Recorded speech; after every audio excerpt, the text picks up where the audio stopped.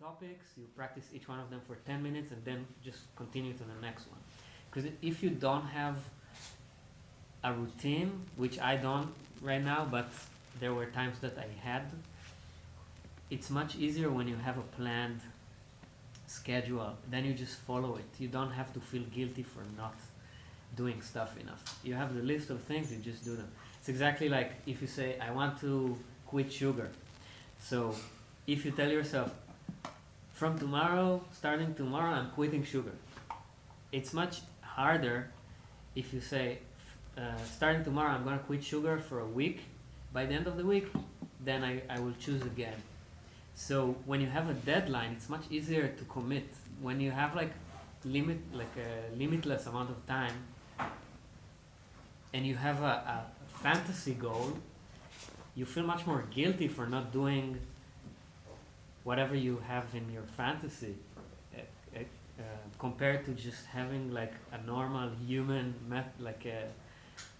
list of chores to do. So I would say in terms of like routines, whatever you do, it doesn't matter if you're a musician or not, when you need to do stuff, just write them down and also put a limit of time to what you do. It's much easier to commit to it, as opposed to if you just need to do stuff and you have limitless amount of time, it's much harder to commit.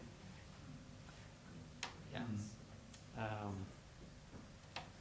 Yeah.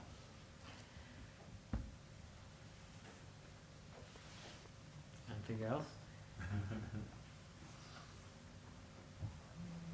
I'm thinking, what was for you quite hard when you practice to get it? What do you mean? Like in the history in the past, like When I practiced something and it was hard? when you practiced something and you couldn't get through it. It was something like you had to. Wow, interesting question. I think usually I would go for stuff that I know I can do, but just not good enough yet. It can be a specific exercise that like I either heard somebody else playing it and I'm like, I want to be able to do it and I know I can, maybe I can't do it now. But so I can think about something that I set as a goal and I was like, I would never be able to do it. I tried, but I can't, because then I wouldn't even try. I needed that in order to keep being curious, because I lived in New York in the past.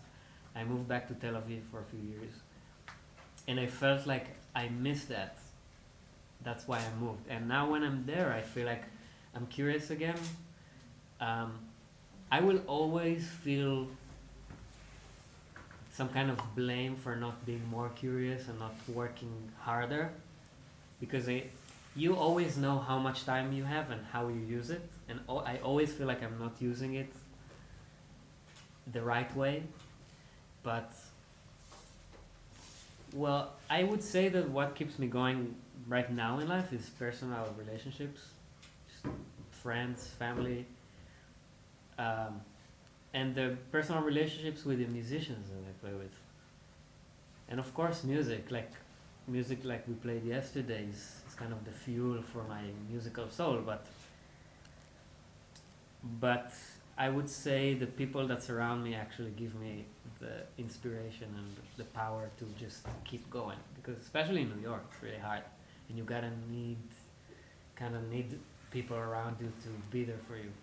So I would say people are what motivates me. Yeah.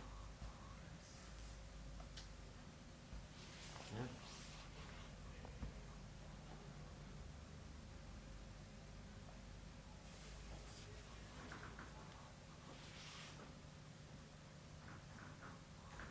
The quiet game. Forever, but I mean, there are a lot of people.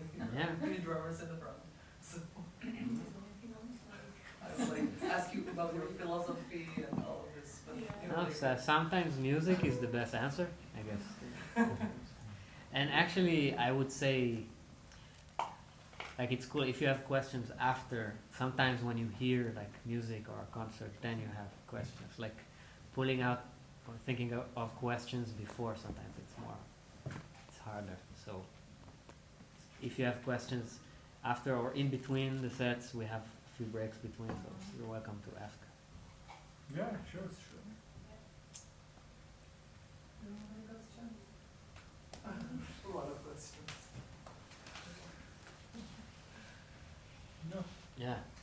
Maybe I have one last question. Yeah. Like in terms of timekeeping, Yeah. and to have a steady time and the confidence that I think you need to have to be playing like on time.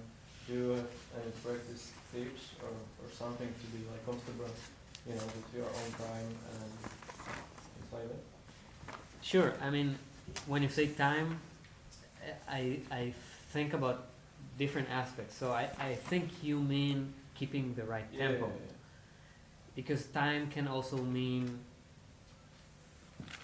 like how strong your time is. It's not necessarily only how well you keep a tempo according to the metronome. It's also like how strong the feeling of the 8 notes you have. So sometimes you hear a musician and you feel like their sense of time is so tight in any instrument. Like their 8 notes are really clear.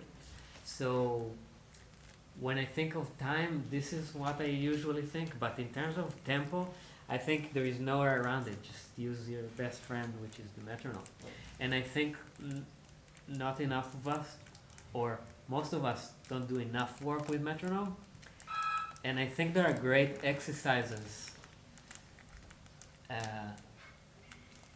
to work on your time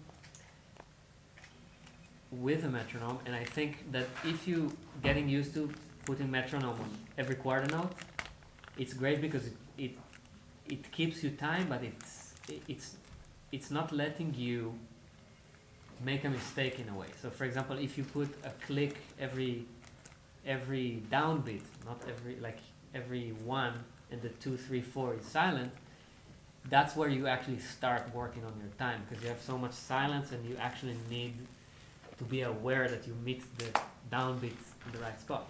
So a great exercise I would do when I practice swing, like slow tempos, I would put the metronome. I would put click, like 1 click every bar, but the click would be end of 4. Or 2 clicks, end of 2 and end of 4. So, for example,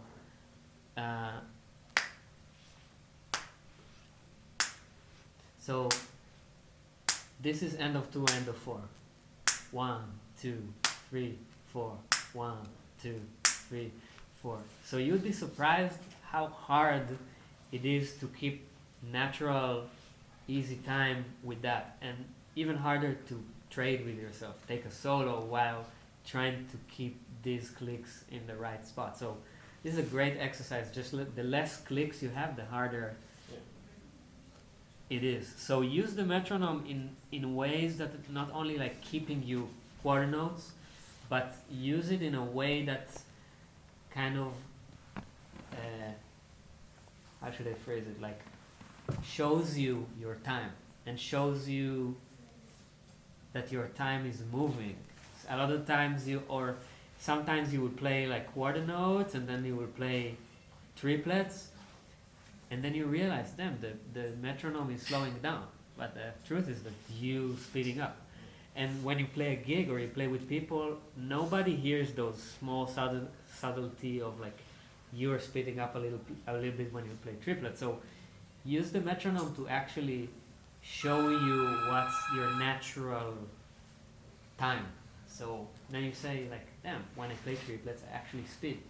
So maybe I should try on purpose play slower than I think, but then it works perfectly with the metronome, and then you make it kind of your nature. But I would say use the metronome in like creative ways to show you your natural time, to expose your natural time, I would say. Yeah, and play with better musicians than you if you can. From my experience, just like played with great musicians. I had the luck and opportunity to play great musicians when I was relatively young, and my time just got much better. Mm-hmm. Just from hearing their strong sense of time and adjusting to their time just made it better. Sometimes you play with somebody that has such a clear time feeling, you're just like, it's like a magnet to their downbeat, to their quarter notes. So it just improves their time. Thank you. Yeah, what time is it? It's when we started the first game. Well, Yeah. thank you guys. Yeah, now it's time to break.